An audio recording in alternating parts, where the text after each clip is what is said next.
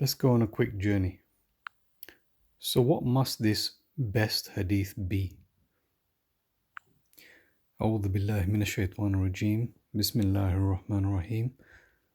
So here we have وَأَمَّا بِنِعْمَةِ رَبِّكَ فَحَدِّثْ. If you just look at that word there, so you'll be familiar with this. وَأَمَّا بِنِعْمَةِ رَبِّكَ فَحَدِّثْ. So we have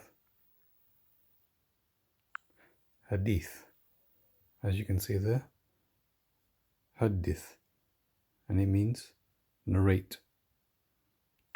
And here we have يَوْمَئِذٍ تُحَدِّثُ أَخْبَارَهَا.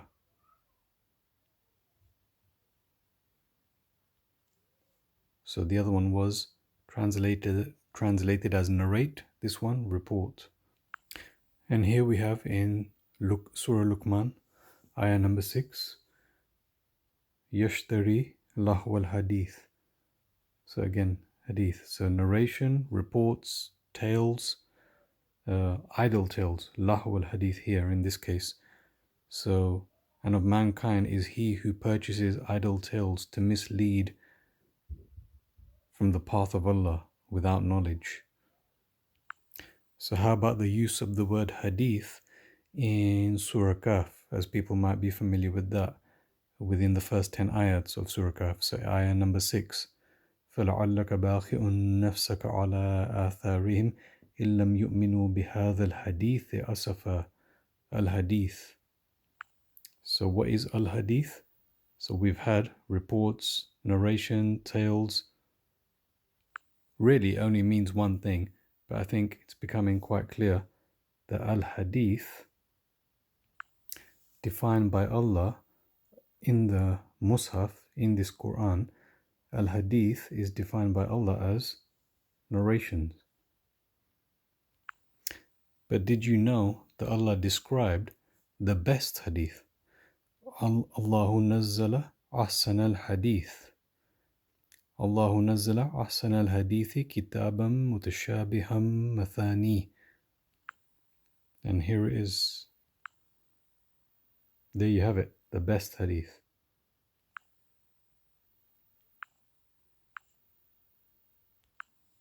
Ahsan, the best, and al-hadith, the best hadith. This Quran, Allah has revealed the best hadith, this book, kitab. So Allah also says, so in what hadith after this will they believe? So in what hadith? Again, the narration, the statement, the report, the tale, whichever you want to call it, it's all the same. The narration essentially. So in what narration, in what hadith after this will they believe? And again, then in what hadith after it will they believe? What hadith? What hadith after it will they believe? This is in the Quran. So I'm just pointing out what Allah has said in the Quran. Are people familiar with the use of the word hadith in the Quran? And more specifically, that Allah has mentioned what is the best hadith. That's the point of this. تِلْكَ آيَاتُ اللَّهِ تَتْلُوهَا عَلَيْكَ بِالْحَقِّ فَبِأَيِّ حَدِيثٍ بَعْدَ اللَّهِ وَآيَاتِهِ يُؤْمِنُونَ. These are the verses of Allah. We recite them to you in truth. Then in what hadith after Allah and His verses will they believe? And then there's this one as well.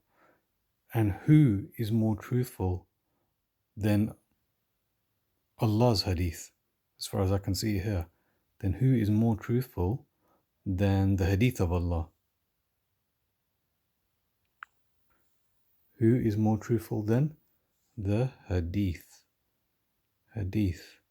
of Allah, the narration of Allah, the report of Allah?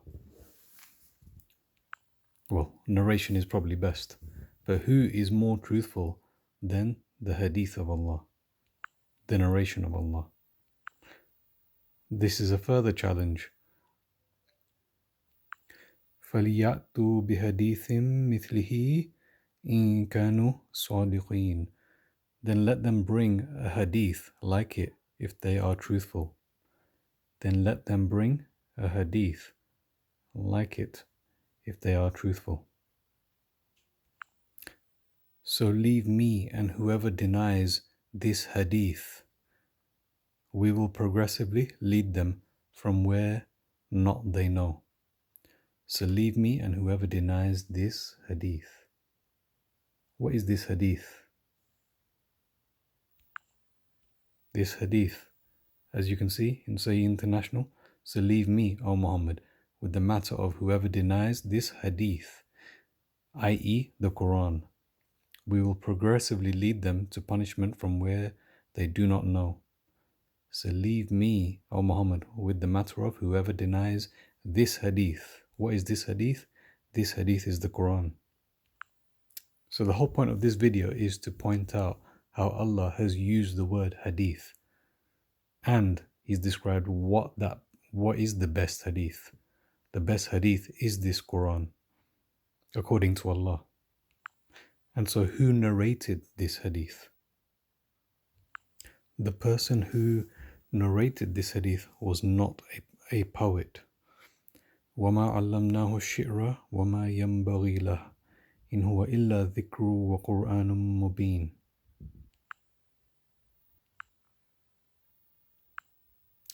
He was not taught, the person who narrated this hadith, this Quran, the person who narrated this best hadith was not a poet, and he was not taught poetry. So there's something significant about that. There's something negative even about the comparison to poetry. But instead, what is this? It's a clear Quran. So it's not poetry, it's a clear Quran. It might have poetic aspects, but it's not poetry. It's a clear Quran. Who is the person who narrated this hadith? The best hadith? إِنَّهُ لَقَوْلُ رَسُولٍ كَرِيمٍ. Indeed, it is surely the word of a noble messenger, and not the word of a poet. So there is something significant about this. The negative connotations of poetry, especially in comparison to this Quran. And it goes on further to say, not the word of a poet, nor the word of a soothsayer. What is a soothsayer? Person who sees the future, who foretells the future. وَلَا بِقَوْلِ كَاهِنٍ قَلِيلًا مَا تَذَكَّرُونَ. And not the word of a soothsayer. So who narrated this best hadith? It's the word of a noble messenger, not a poet, not a soothsayer. It is a revelation from the Lord of the worlds. Tanzilum min Rabbil Alameen. As far as I understand, Alameen, I think it might even be more appropriate to say Lord of everything that is known.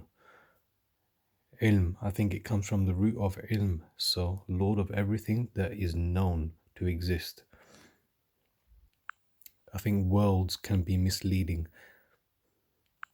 This noble messenger, the word of a noble messenger that narrated this best hadith, this revelation, this Quran, and not he speaks from the desire. وَمَا يَنْطِقُ عَنِ الْهَوَىٰ. So he doesn't speak from his own desire. But what comes straight after that about this noble messenger not speaking from his own desire? إِنْ هُوَ إِلَّا وَحْيٌ يُوحَىٰ. Not it is except a revelation revealed. So when it's referring to the noble messenger not speaking from his own desire, it's in reference to this Quran. That this is him, not him speaking from his own desire. This is a revelation from Allah. And in one more place in the Quran, so he is not a soothsayer, nor a madman. Majnoon, Bikahinin and Majnoon. He's not either of these, nor is he a poet, Sha'ir. So we just went through what is the best hadith that Allah mentions in the Quran. Just went through also who is it that narrated this hadith. And now we'll look at who promised to explain this hadith. So as you can see, none of these are made up by myself. You can just check out these references for yourself. So now on to who promised to explain this hadith. لا تحرك به لسانك لتعجل به. Do not move your tongue hastening with it. I.e., do not hasten the recitation of this Quran. إن علينا جمعه وقرآنه. Indeed, upon us is its collection and its recitation. فإذا قرأناه فاتبع قرآنه. And when we have recited it, then follow its recitation. So who will explain this recitation, this Quran, this Mus'haf? ثم إن علينا بيانه. Then indeed upon us is its explanation. These are Allah's words. Then indeed upon us is its explanation. The point is not being made to discount anything outside of this Quran.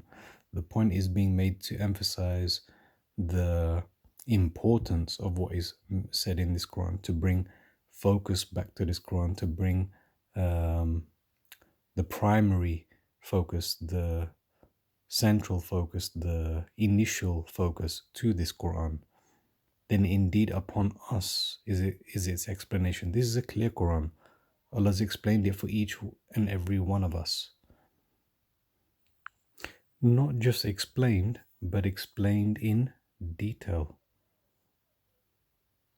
Revealed to you the book, explained in detail. Anzala ilaykumul kitaba mufassala. Do not be among those who doubt. Do not be among the ones who doubt. And Allah goes on to say, no one can change His words. La mubaddila li kalimati. La mubaddila li kalimati. No one can change Allah's words. No abrogation, no nasik, no mansuk, no contradiction, no addition, no removal, nothing. No one can change Allah's words. Now this ayah in Surah Al-Isra is quite frightening. وَجَعَلْنَا عَلَىٰ قُلُوبِهِمْ أَكِنَّةً أَن يَفْقَهُوهُ وَفِي آذَانِهِمْ وَقْرًا وَإِذَا ذَكَرْتَ رَبَّكَ فِي الْقُرْآنِ وَحْدَهُ وَلَّوْا عَلَىٰ أَدْبَارِهِمْ تُفُورًا. And we have placed over their hearts coverings, lest they understand it, and in their ears deafness. And when you mention your Lord in the Quran alone. This is quite a frightening verse. And when you mention your Lord in the Quran alone, they turn their backs in aversion. I have found this in studying the true cosmology in the Quran. You point out the existence of what we live in and how Allah has described that clearly, and there's just a complete shutdown. They turn away. It's very frightening when you just bring out Quran verses alone. There is this common response.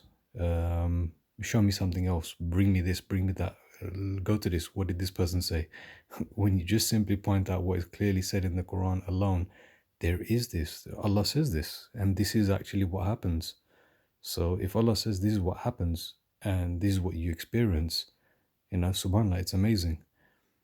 So yeah, I say it's frightening because we don't want to be one of these who are, Allah says, there's deafness in their ears. Their hearts are covered. So very quickly, just to wrap up lastly. So we went through what is the best hadith in this Quran that Allah mentions of. Those are His words, best hadith, ahsan al-hadith. And who narrated this hadith? Our beloved Nabi sallallahu alayhi wasallam. We know this. Again, I'm not taking away anything from the tradition or anything. I'm just simply pointing out what people might have lost their focus on. And then we went to look at who promised to explain this hadith. Yep. So Allah said that He will explain this in detail, and that this book explains all things and clarifies all things. So just lastly, to wrap up, why is this the best hadith? Yeah, of all narrations, why is this Quran the best hadith? Just take a look at one of the very first ayats that we recite straight after Surah Baqarah at the very beginning of the Quran. Alif Lam Mim, ذلك الكتاب لا ريب فيه هدى للمتقين. No doubt in it. See that? No doubt in it. What does that imply? If there's no doubt in this book, what does that mean about anything that is not this book? I think you could assume that, right? If Allah makes it clear that there is no doubt in this book, then one could say that there is doubt in everything else that is not this book. It could be right, it could be wrong, but there is doubt in it. Whereas in this book, in this Quran, it's not a case of it could be right, it could be wrong. It's 100% right. So I won't go through all of them in detail, but as you can see, why is this the best hadith? Because others are doubtful. This book, Allah says, is protected. Fi kitabim maknoon. And it is a glorious Quran in a guarded tablet. Lawhi mahfuz, a guarded book. Mahfuzan, yeah, is guarded. Hifz. And it is haqqul yaqeen. So I'm not going to go into these. You can check these references out yourself. Haqqul yaqeen. So all of these that Allah has made special mention of to give confidence on how certain this book is. In truth, it's 100% certain, protected, guarded truth. So therefore, أَفَبِهَذَا الْحَدِيثِ أَنْتُمْ مُدْهِنُونَ. Then is it to this hadith that you are indifferent? That's the question to ask. So we started off with, what is the best hadith? And Allah mentions this in the Quran. What is the best hadith? The best hadith is this Quran. And are you indifferent to this Quran? Are you indifferent to this hadith?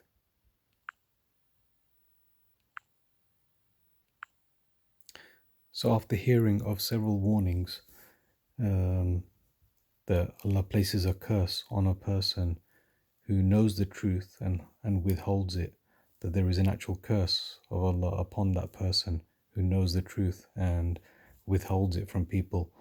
So I hope this has been beneficial, inshallah, and Jazakallah khair for listening, and hopefully this just encourages people to look at the Quran more than anything else. That's the whole point of this, just to say, wow, can you believe this? Can you see what Allah has said in this Quran?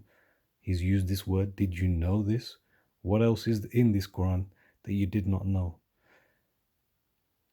That is for you, that is for me, that is for us, not for the clergy, not for the restricted authorities. It's for everyone. So may Allah enable us to connect to this Quran more and to do all the good things as well.